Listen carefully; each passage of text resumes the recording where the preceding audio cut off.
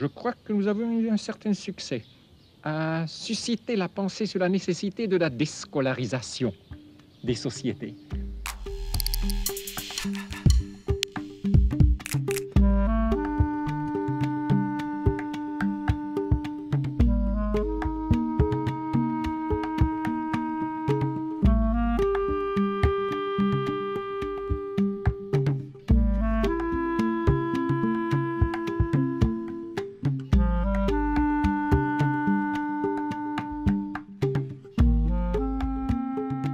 Dans le monde entier, l'école a été établie comme l'organe reproductif de la société.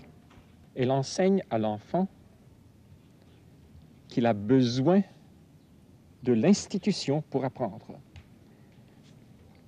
Il enseigne à l'enfant qu'il ne peut pas apprendre ce qu'un autre a jugé appartient à une classe supérieure. Il enseigne à l'enfant de se sentir classé par un bureaucrate.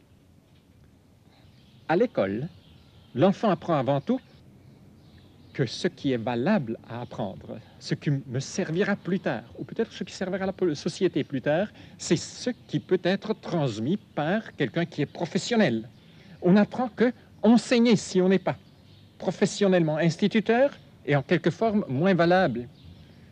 L'école est à la racine d'une spiritualisation du capitalisme.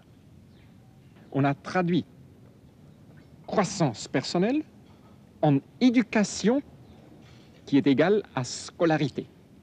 Une fois qu'on fait cette traduction et la rend obligatoire, l'éducation, le savoir même, devient une marchandise.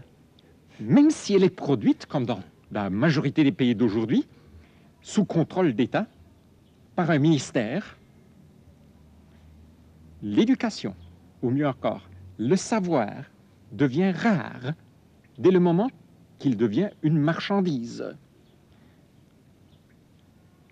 Une fois que je traduis éducation ou savoir en scolarité, automatiquement, il y aura certains qui, pour certaines raisons, seront sélectionnés pour en avoir beaucoup plus que les autres et qui justifieront leur privilège économique, social, politique, par le fait qu'ils ont accumulé spirituellement une marchandise non tangible qui s'appelle le savoir.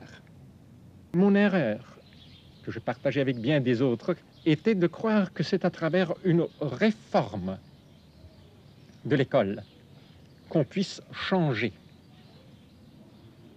la productivité de l'institution et la distribution.